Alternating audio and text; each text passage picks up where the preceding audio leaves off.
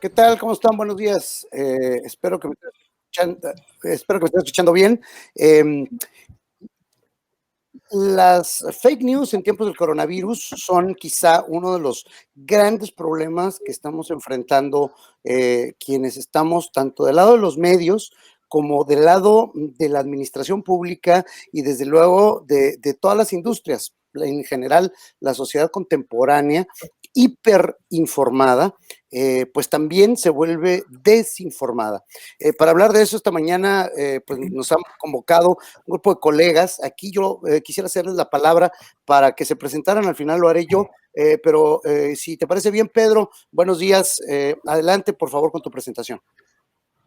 Claro que sí, ¿qué tal? Mi nombre es Pedro Vallejo, soy fundador de Datlas, es una startup de analítica, también soy fundador del blog de emprendimiento y datos, Blog Datlas y Café de Datos, soy economista y prácticamente me dedico a modelos de análisis, así que en temas de fake news, todo lo que tiene que ver con data y economía, aquí podemos respaldar. Gracias.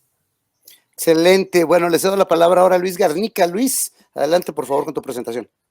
Muchas gracias, Aurelio. Buenos días. Soy Luis Garnica, licenciado en Relaciones Internacionales, fundador y director general del medio de comunicación digital Altavoz MX.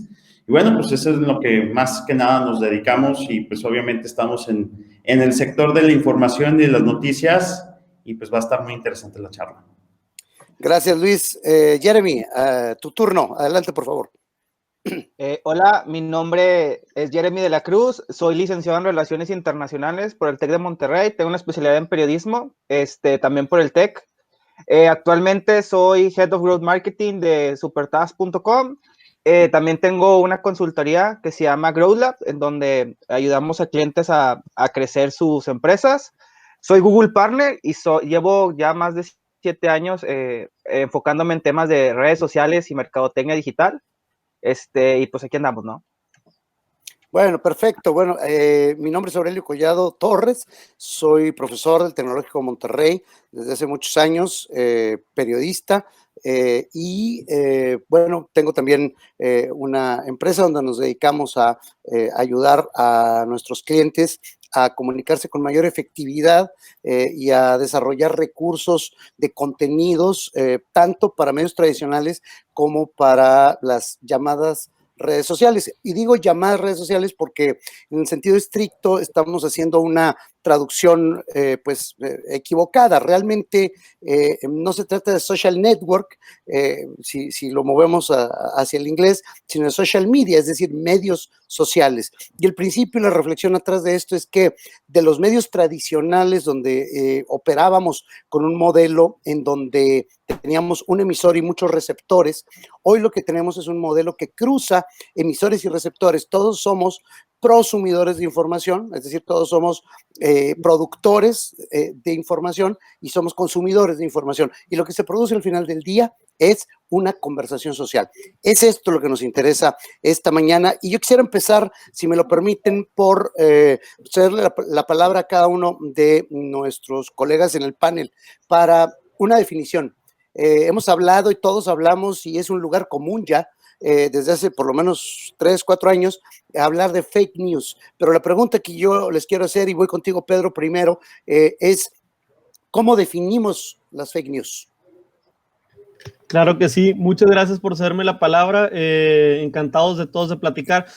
Para las fake news es importante entender que fake news es un término que no es un 1-0, ¿verdad? No es una variable binaria, no estamos hablando de un tema dicotómico, sino puede ser de una nota que son verdad y ciertos porcentajes de nota que son engaños. Entonces, ¿qué son las fake news? Es toda esta noticia que trata de dispersar de alguna manera una verdad.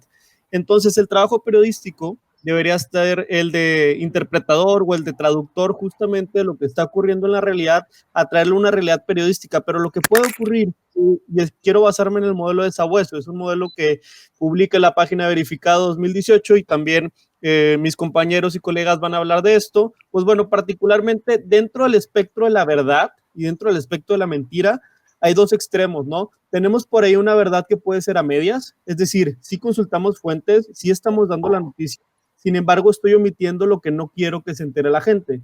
Sucede mucho en noticias tal vez de política, ¿no? cuando a lo mejor le queremos pegar duro a un candidato, pero no necesariamente le queremos dar algún reconocimiento que pudiera ser bien merecido. También puede ser que la veracidad es discutible, es decir, hay dos escuelas de opinión en una noticia, eso también puede golpear, y también es que no se puede probar de alguna manera. Si quieren, esta es la parte del espectro de la verdad, creo que por aquí hay algunos espectros de la mentira, déjenme, les dejo ese comentario a ustedes, pero mi definición finalmente se centra en que no es, no es verdad o mentira, seguramente entra en alguno de estos espectros, así que por aquí mi comentario. Muchas gracias, Edwin. Nada es verdad ni es mentira, todo depende del cristal con que se mira. Y claro, esa lógica de pronto como que se nos viene encima. Luis, tu turno, ¿qué son las fake news? Mira, sabes, digo, últimamente siempre se ha visto como que una fake news, y digo, hay varias vertientes que podemos ver, siempre es con el objetivo de engañar. Muchas veces yo creo que no es tal cual.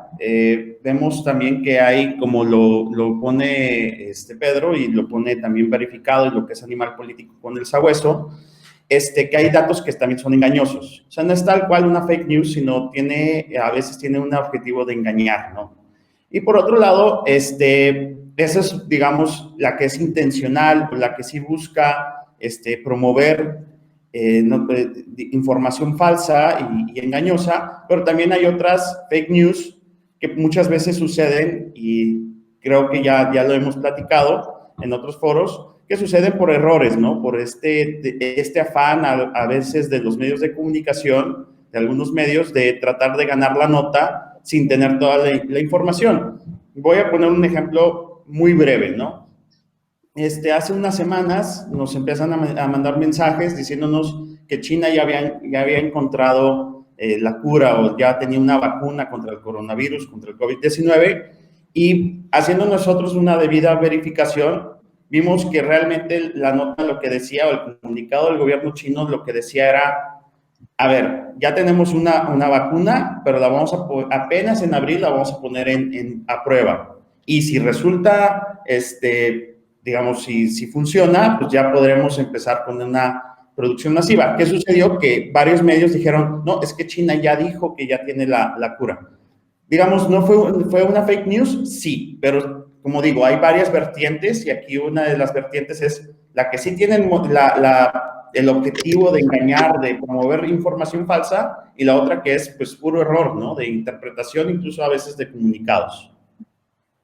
Es bien interesante esto que estás planteando, Luis, porque tiene que ver con un análisis que se ha hecho de forma muy puntual allá en los Estados Unidos, con base en estudios que gente de la Universidad de Princeton ha hecho, y que lo han ligado a una noción que está presente en inglés, pero que no necesariamente la tenemos en español, y es un término, perdónenme la expresión, pero es un término filosófico que se está usando, tiene que ver con el bullshit.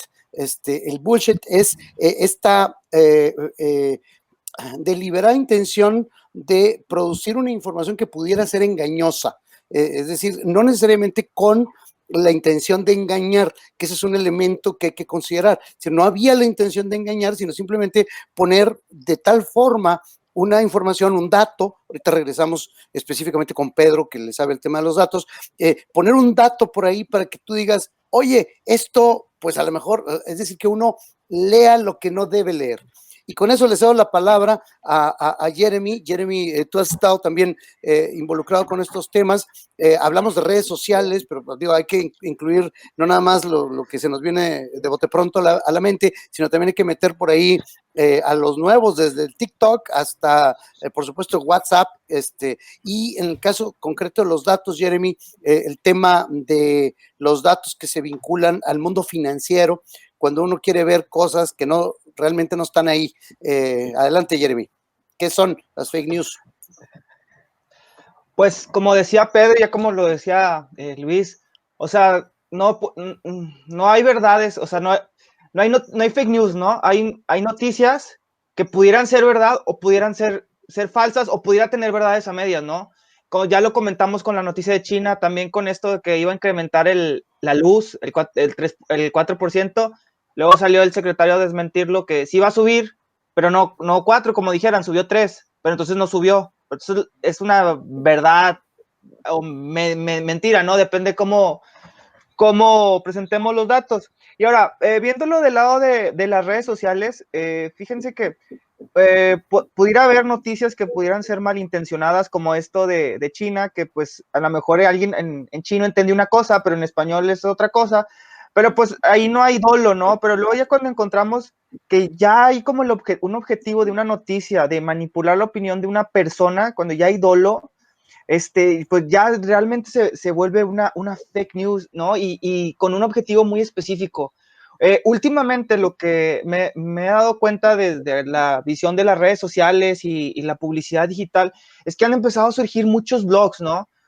Con el que, digo, no voy a decir marcas, pero que tú ves la super mega nota, ¿no? Como esta se encuentra la cura del coronavirus y tú estás buscando la fuente y ves noticiasfalsas.com, por no decir nombres, y tú dices, pues bueno, no, o sea, hay que evaluar los medios. Y luego lo más interesante es que la gente tiene la poca cultura de leer la noticia completa, nada más ve el título, pues y entonces lo empiezan a compartir, ¿no? Entonces lo que empezó como una nota falsa ya se vuelve pues como un efecto dominó, alguien la comparte y muchas más personas las comparten, y lo que era una noticia falsa ya se vuelve una verdad, no porque sea verdad, sino porque ya es una verdad en el colectivo en el que todo el mundo vio que, pues lo escuché en redes sociales, ¿no? Entonces ya de una fake news pasa a una verdad colectiva. Y cuando les platicaba que se ve que hay como intención de generar la noticia falsa, pues vemos notas con el objetivo de, pues a veces ayudar al gobierno de México, o a veces con todo lo contrario, ¿no? Para decir que todo está mal con el gobierno mexicano, y podemos ver como que podría haber grupos o gente que esté interesada tanto de afectar la opinión del gobierno actual como de subir la imagen. Y también otra cosa que he dado cuenta, que no nada más estas personas que tienen blogs de como noticiasfalsas.com que me acabo de inventar, aparte tienen el descaro de poner publicidad en sus sitios web, ¿no? Entonces a mí del lado de la publicidad he tenido que mis anuncios de algunas marcas me han aparecido en sitios como noticiasfalsas.com, ¿no?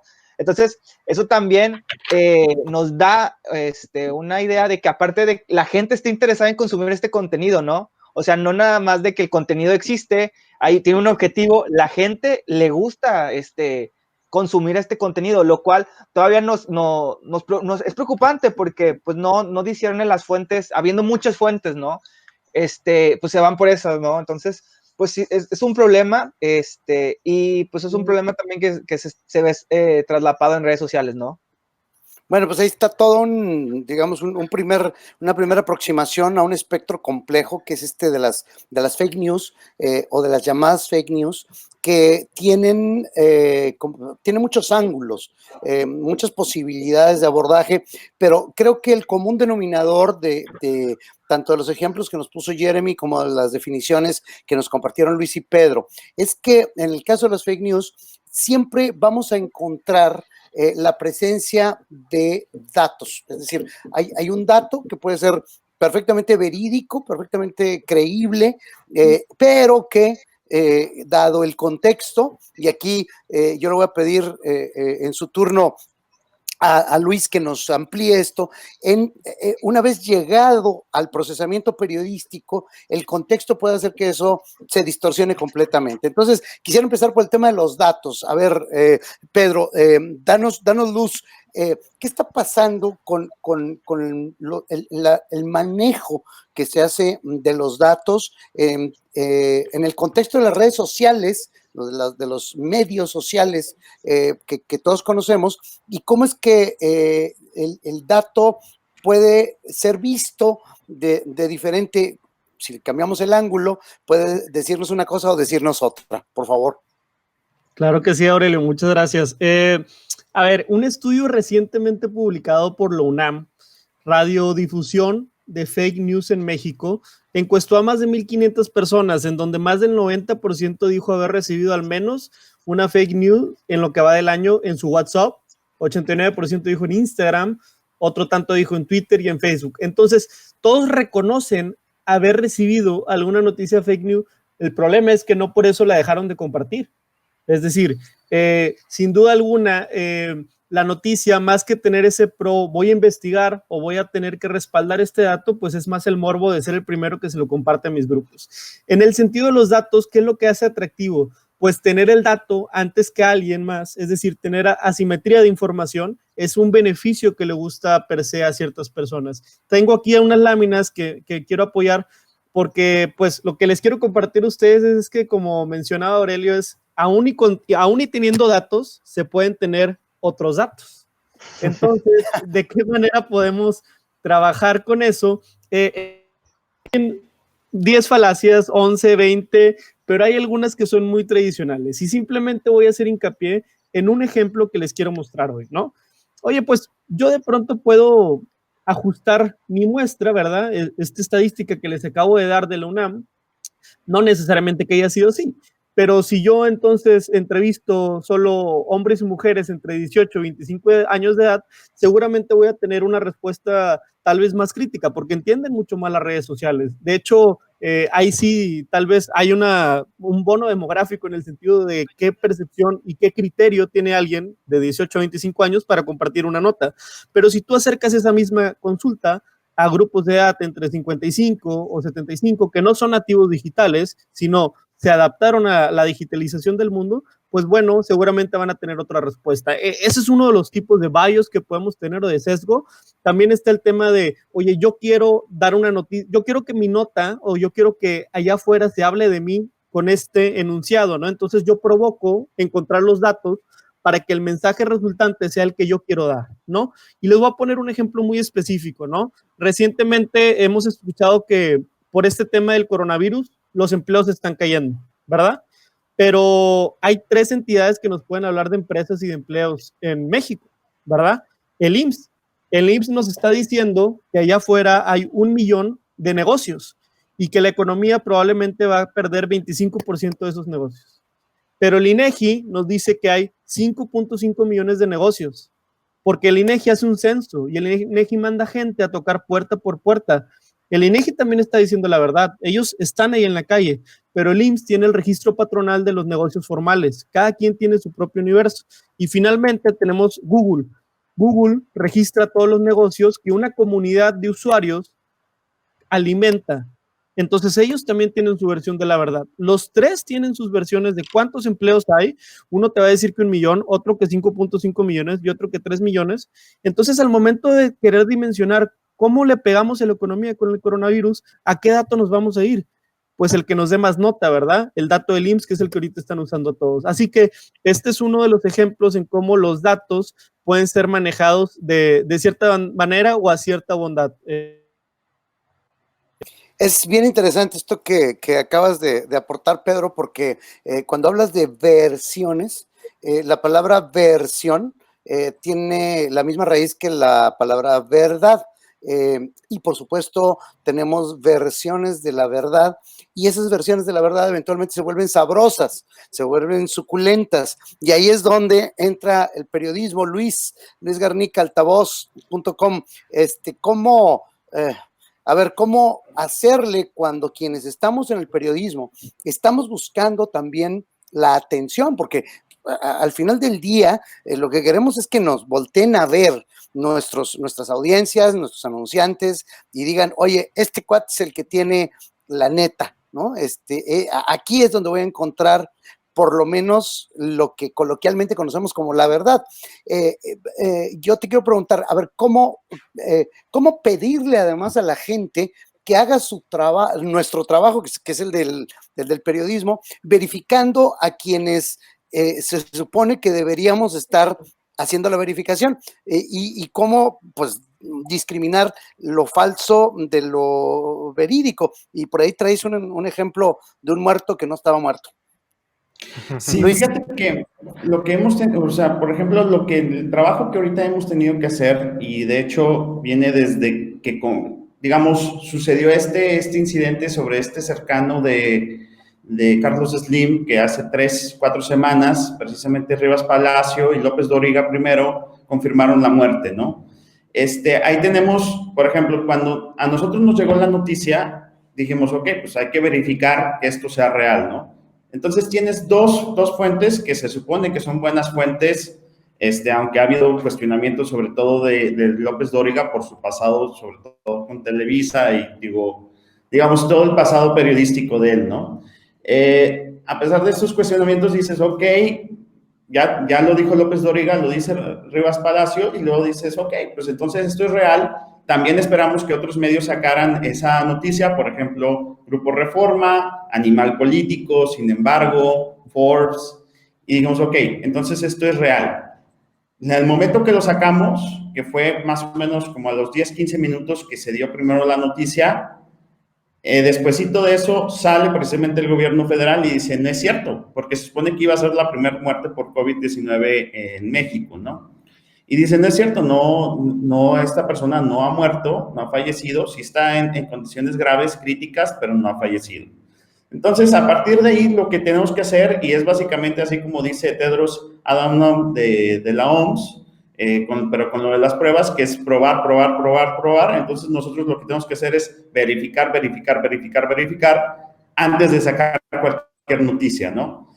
Sobre todo ahorita con lo que es última hora, que son noticias a veces, muchas veces internacionales, tienes que verificar antes de eso, ¿no? A menos que estés viendo la conferencia de prensa, por ejemplo, la mañanera, como ayer, que luego ya salió la noticia de que hasta el 30 de mayo vamos a estar en cuarentena, entonces ahí sí dices, ok, pues eso no lo tengo que verificar porque pues, lo estoy viendo en tiempo real, ¿no? Pero hay otras que sí, incluso hay fuentes, Reuters, AFP, que llegan a tener,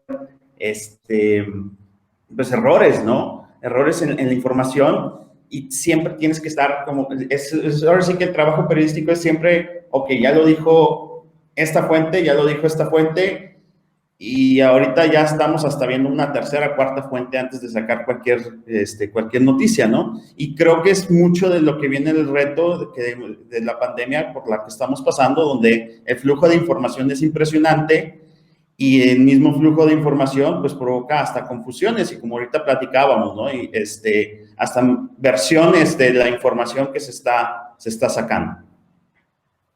Bueno, ahí está, evidentemente todos podemos cometer errores, y ahí es donde está uno de los elementos importantes de esta definición inicial que abordábamos sobre qué son las fake news. Es decir, es la intencionalidad, la deliberada intención de engañar, lo que eventualmente distingue a una fake news de un error que puede ser corregido. Oiga, pues, dijimos que el señor se había muerto, pues no se murió, simplemente fue un error en el flujo de esto, que se vuelve cada vez más vertiginoso porque la velocidad juega un papel determinante. Es obvio que en la industria de los contenidos y la industria de los contenidos periodísticos en concreto es fundamental la velocidad.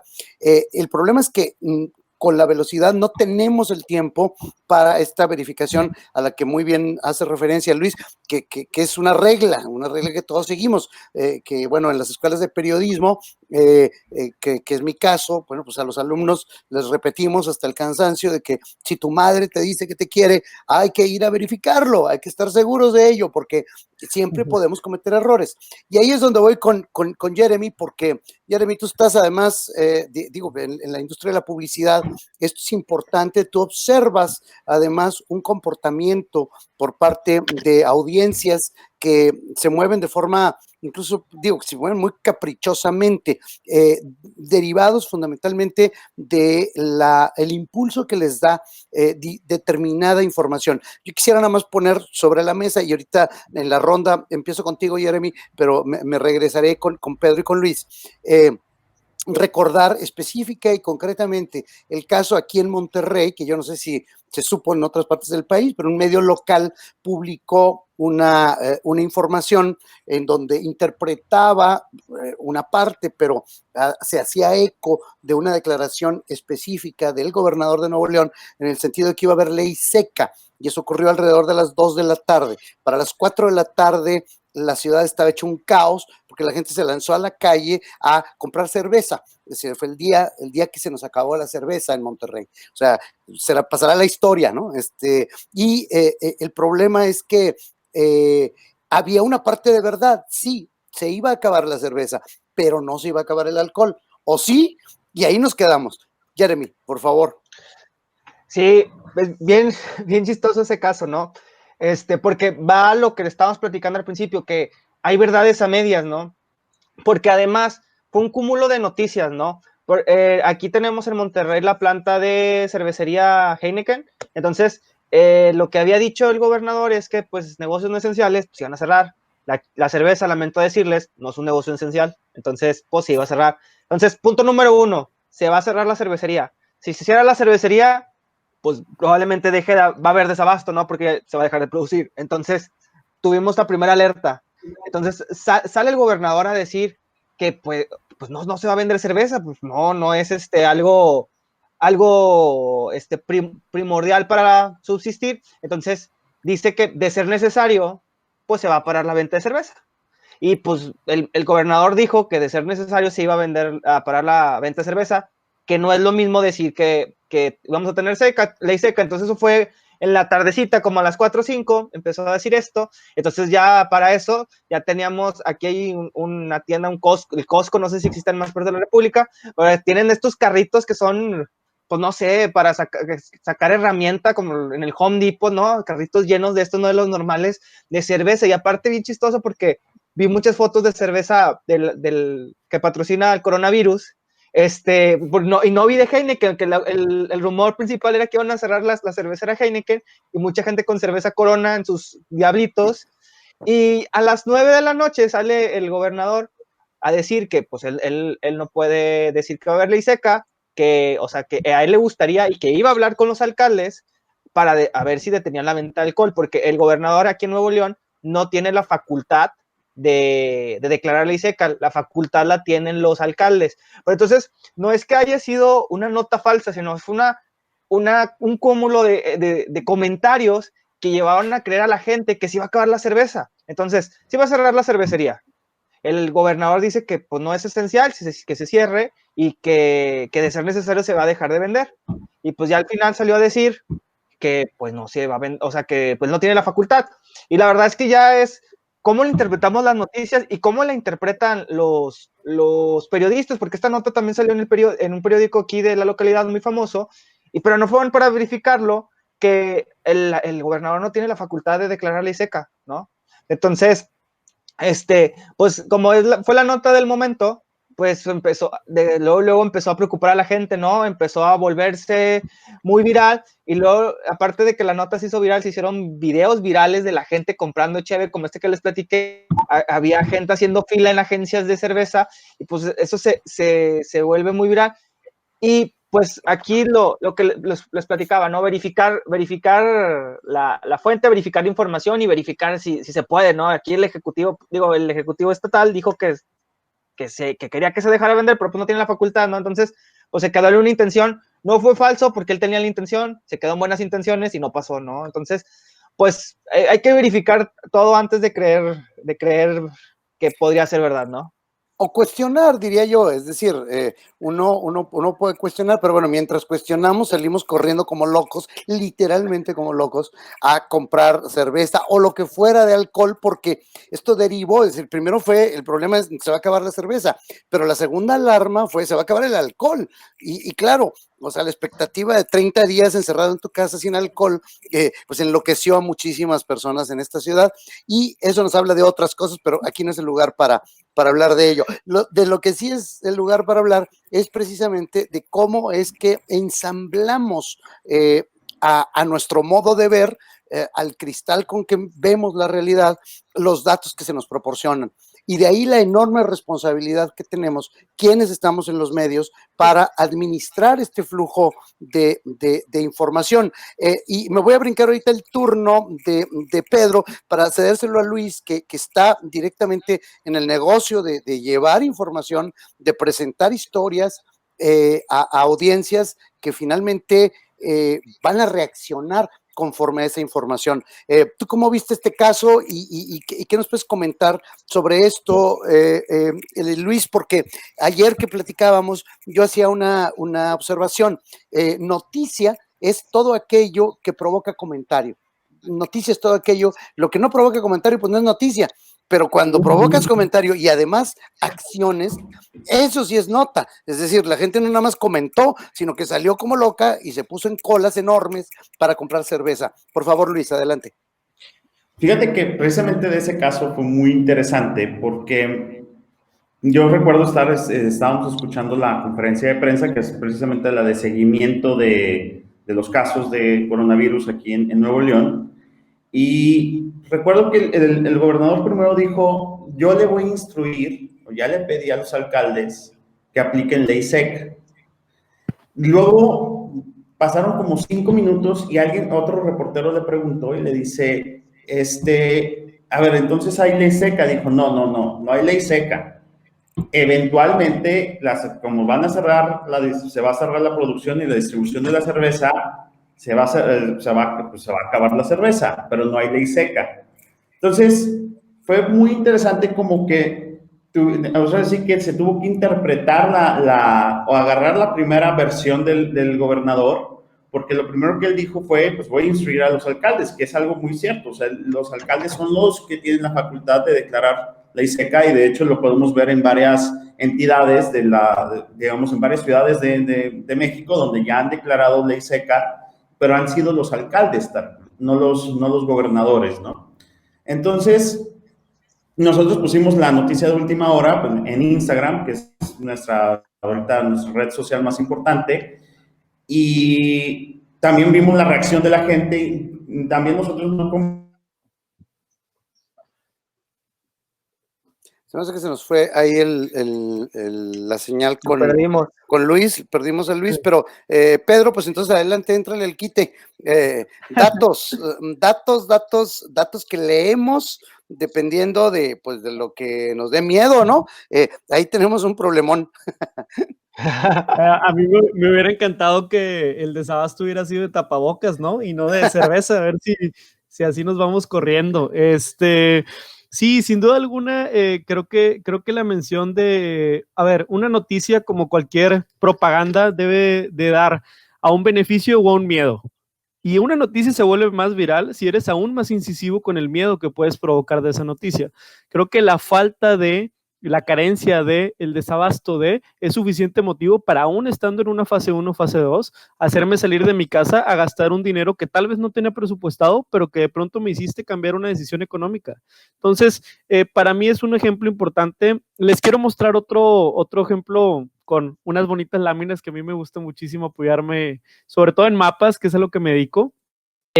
Y recientemente, por ahí en Estados Unidos, algunos científicos, burlándose de Fox y de la CNN, que son muy fatalistas en cuestión de notas, pues bueno, publican este mapa de Estados Unidos, ¿no? Mapas del COVID, y vemos cómo en la zona del este, Nueva York, etcétera, pues hay muchísima presencia de COVID, y en la zona también de California, ¿no? Sobre todo en los extremos.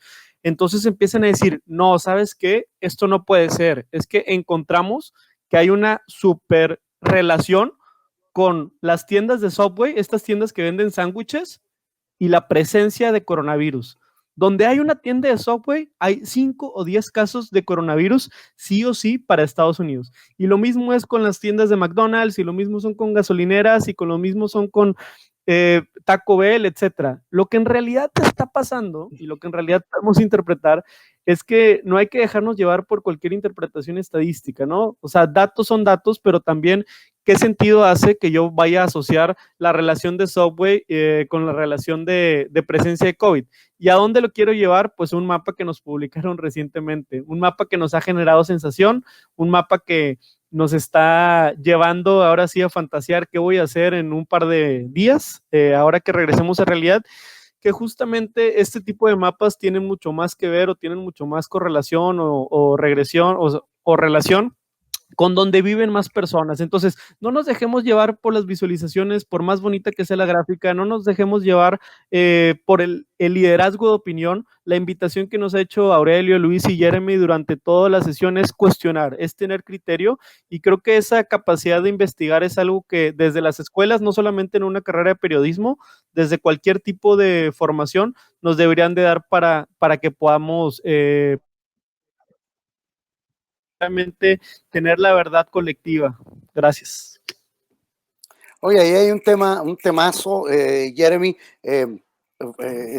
Digo, tú hiciste la especialidad en periodismo siendo internacionalista y traes además siendo estudiante, te tocó pasar el trago amargo de ser de los cuestionadores que pues eran sacados en pellones de cualquier lugar donde uno va y cuestiona. En general, el ejercicio del periodismo no es un ejercicio de cosas lindas, ¿no? O sea, uno no está en la conferencia de prensa para caerle bien al señor que la está dando, sea el presidente de la República, o sea el gobernador, o sea quien sea. El problema, y ahí yo te pido tu opinión, es cómo es que los periodistas hoy estamos enfrentando este problema de cuestionar a una autoridad, y voy a ponerlo entre comillas, la autoridad, es decir, autoridad porque es autoridad política o autoridad porque es una autoridad en términos disciplinarios,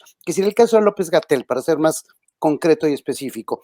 O sea, una autoridad política, una autoridad en términos disciplinarios, o sea, el señor sabe de epidemiología y de pronto nos enfrentamos los periodistas que no somos epidemiólogos a la necesidad de cuestionarles cosas. ¿Desde dónde puede uno, como periodista, cuestionar si se supone que no sabe nada?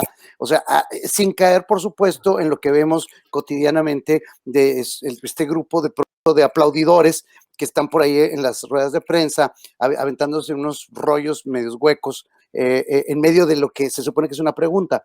Jeremy, ¿a ti qué opinión te merece todo esto? Pues mira, tomando una frase que me enseñó uno de mis profesores de periodismo, aquí presente en la carrera, decía George Orwell que periodismo es publicar todo lo que alguien no quiere que se publique, todo lo demás son relaciones públicas, ¿no?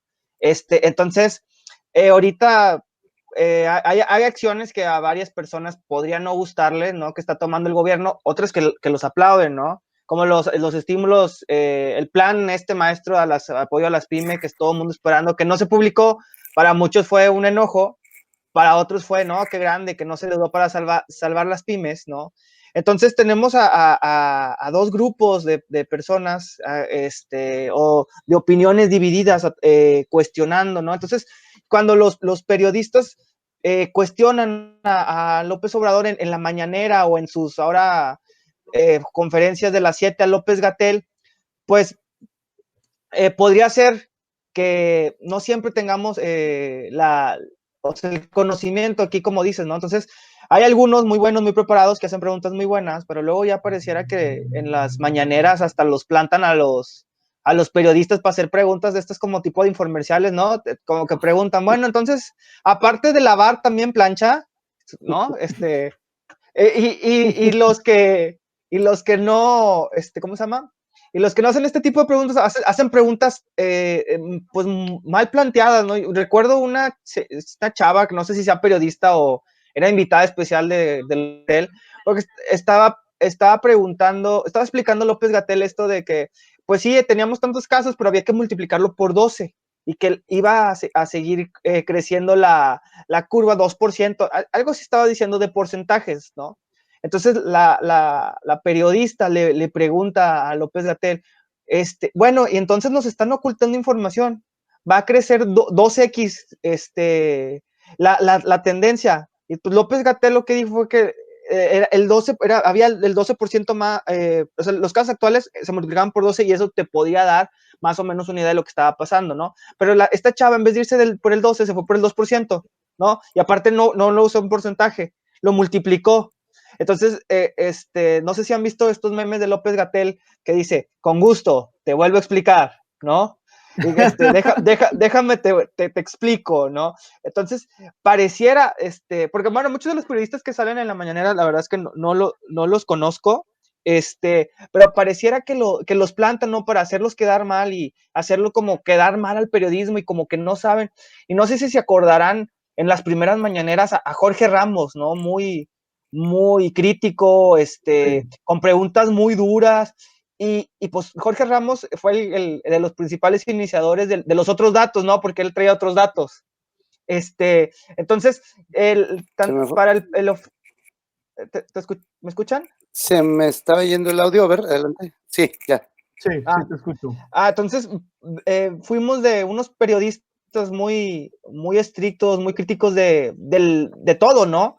A unos periodistas que preguntan que si el 2% es lo mismo que multiplicarlo por 2. Entonces, creo que esto no, deja mal parada a la profesión de periodismo, porque tenemos muy buenos periodistas, pero luego los que salen en cuadro en la mañanera, pues son estos periodistas que les tienen que explicar 2 veces, ¿no? 3 veces, y pues al reflejo del público, pareciera que los periodistas no son capaces de poder informar a la gente, ¿no? Porque no son conocedores, pero yo creo que ahí hay algo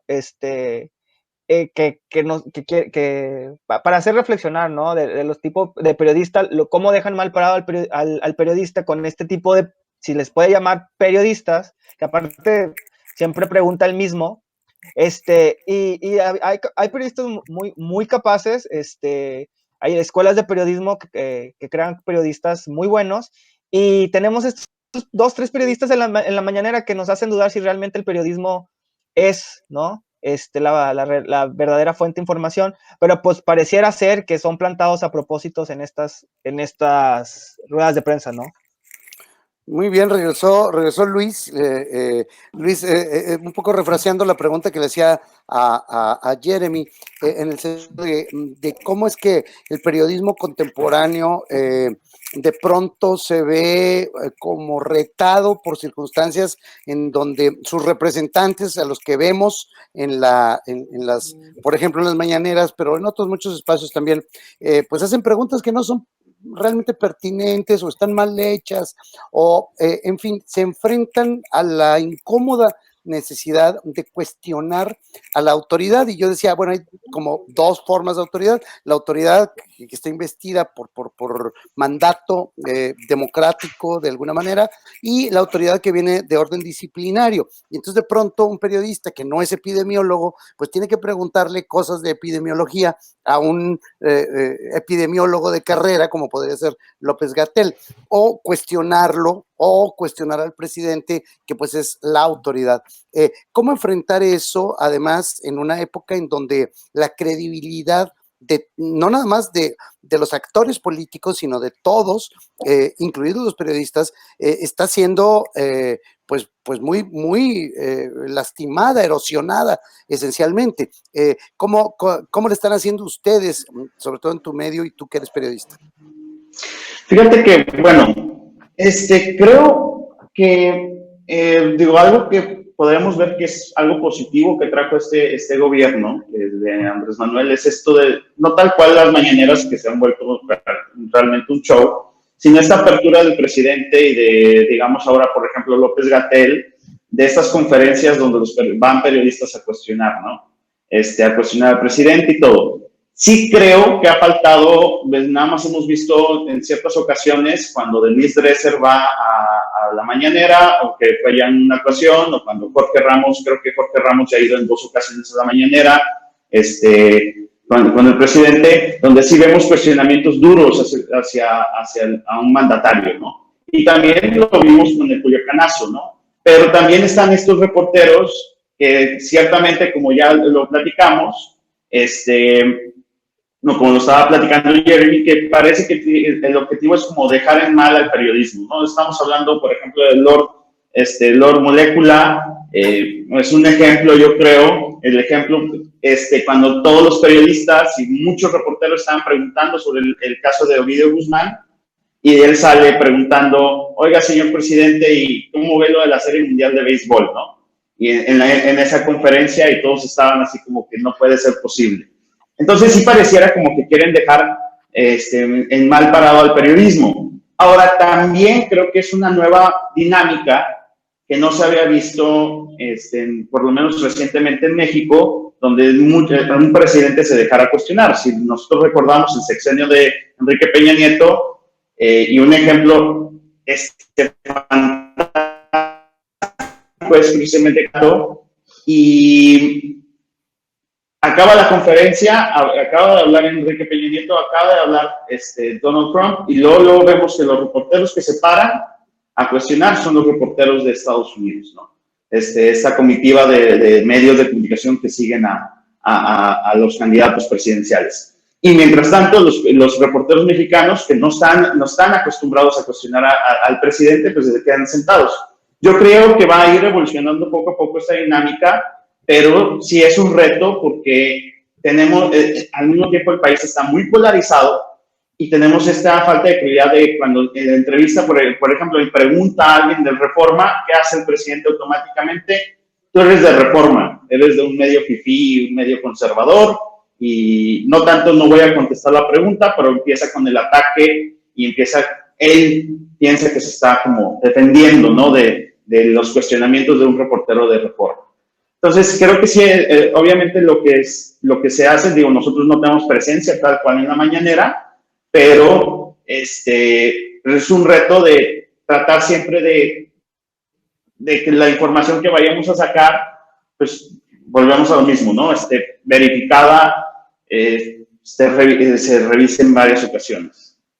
Fíjense nada más el circuito que hemos recorrido ahorita sobre la importancia del cuestionamiento y del rol de los periodistas es precisamente porque un buen cuestionamiento, un cuestionamiento sistemático, bien hecho, a todos, a la autoridad fundamentalmente, al poder, es lo único que puede combatir realmente a las fake news, es decir, a aquellos que deliberadamente están tratando de desviar atención o de producir un determinado efecto, sobre todo de tipo emocional, cuando nos presentan situaciones que son cuestionables. A la idea atrás es que el periodismo nació de la necesidad de cuestionar el poder, todo el poder, o sea, no nada más el poder público, también el poder privado, y entonces ahí es donde hoy parecen haberse insertado las fake news, cuando de forma deliberada, y yo te quisiera pedir, Pedro, que nos comentaras un poco, de forma deliberada ha aparecido ya una industria muy robusta, diría yo, en el sentido de producir estos outlets de noticias que parecen ser legítimos, pero que en realidad lo único que están haciendo es contaminando la conversación pública con informaciones deliberadamente falsas y que a la larga pues lo que producen es una enorme confusión, porque pues necesitaría uno tener todo el entrenamiento del mundo y estar todo el día pegado a las redes para poderse dar cuenta de cuándo lo están a uno engañando. Por favor, Pedro, adelante. Claro que sí, aprovechando ese comentario, para exponer un poco el caso, es una realidad, es una industria y es una industria competida. Cada sexenio o cada campaña que hay votaciones un año antes, vemos a gente preparándose para justamente construir todas estas granjas de bots. Y a ver, les voy a explicar, yo no me dedico a eso, pero he investigado la situación para saber cómo funciona, porque nosotros también analizamos redes sociales y queremos saber a cuáles sí creerles y a cuáles no.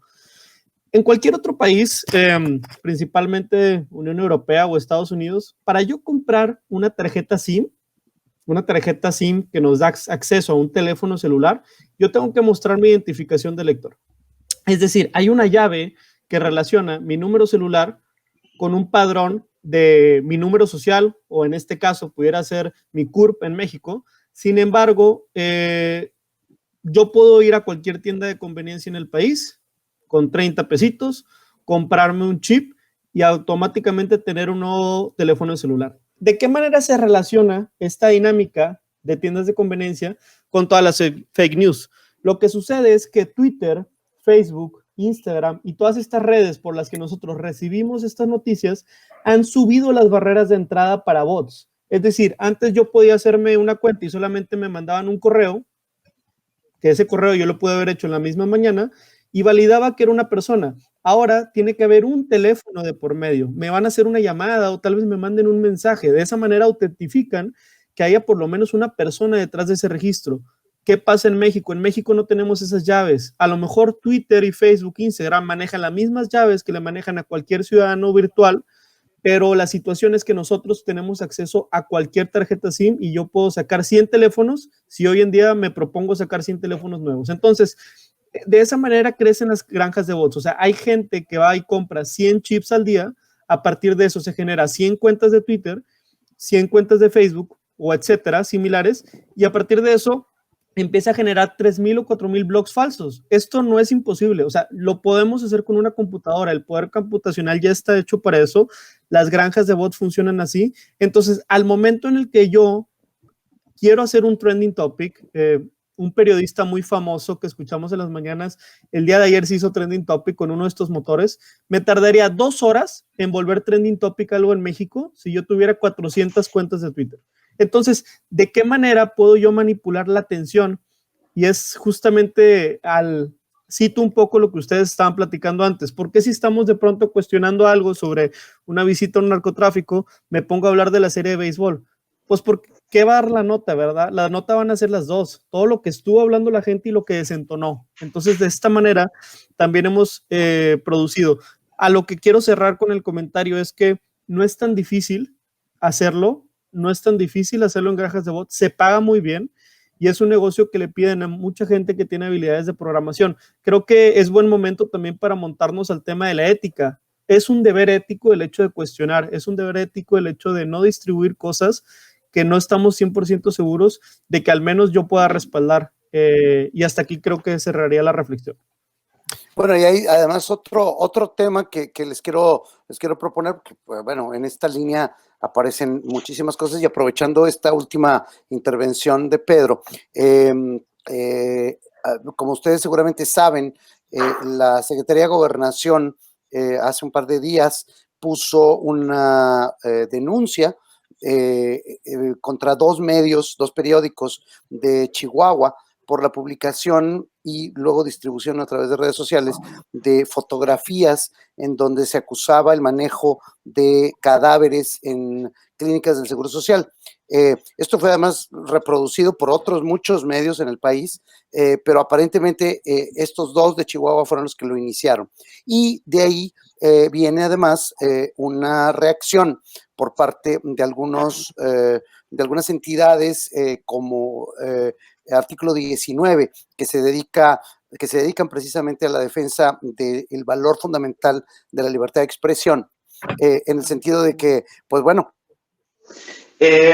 Bueno, pues creo que lo que llegamos aquí a la conclusión de pues, ahorita del COVID-19, pues, lo que hay que hacer es, como hace rato, verificar. Creo que se perdió nada más momentáneamente, o me perdí. No, adelante. Aquí sigues.